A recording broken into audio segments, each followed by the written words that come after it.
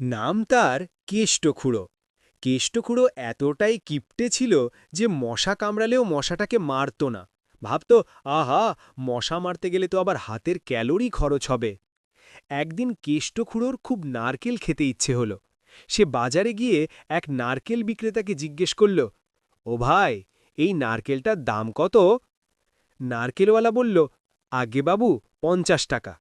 কেষ্টখুড়োর তো চোখ কপালে। সে বলল, 50 টাকা? সর্বনাশ, 40 টাকায় দেবেন? নারকেলওয়ালা বিরক্ত হয়ে বলল, না বাবু, 40 টাকায় হবে না। আপনি বরং ওই সামনের বড় আড়তে যান, ওখানে 40 টাকায় পেতে পারেন।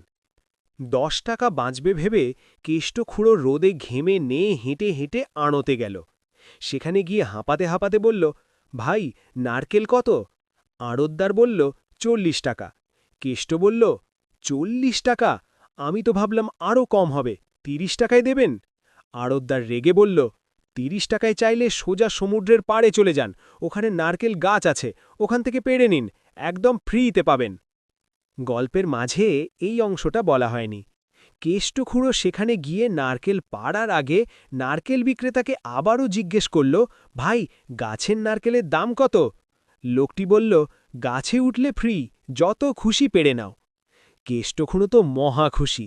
সে জুতো খুলে লুঙ্গি ভালো করে গিঁট দিয়ে তরতর করে গাছে উঠে গেল। একটা বড় নারকেল ধরে সে যেই না মোচড় দিয়েছে, অমনি কেষ্টখুড়োর পা গেল পিছলে। সে এখন নারকেল ধরে শূন্যে ঝুলে আছে, না পারে উঠতে, না পারে নামতে। নিচে তাকালেই তার মাথা ঘুরছে। সে চিৎকার করে বলল, ও ভাই, বাঁচাও, আমাকে নামাও। নিচের লোকটি বলল, আমি নামাতে পারি বাবু, তবে 100 টাকা লাগবে। কেষ্টখুড়োর তো মাথায় হাত। সে বলল, সে কি ভাই, আমি 50 টাকার নারকেল ফ্রিতে খেতে এলাম, আর এখন নামতে 100 টাকা লাগবে? ও ভাই, একটু দয়া করো, 50 টাকায় নামাবে? লোকটি বলল, না বাবু, 100 টাকার 1 পয়সাও কম হবে না, ঝুলে থাকো। বেচারা কেষ্টখুড়ো, শেষ পর্যন্ত 50 টাকা বাঁচাতে গিয়ে তার 100 টাকা গচ্চা গেল। শিক্ষা: অতিরিক্ত লোভ বা কৃপণতা করলে শেষ পর্যন্ত পকেট থেকেই বেশি খসে। কেমন লাগলো কেষ্টখুড়োর কাণ্ড?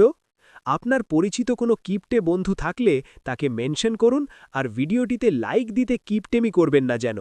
সাবস্ক্রাইব করুন।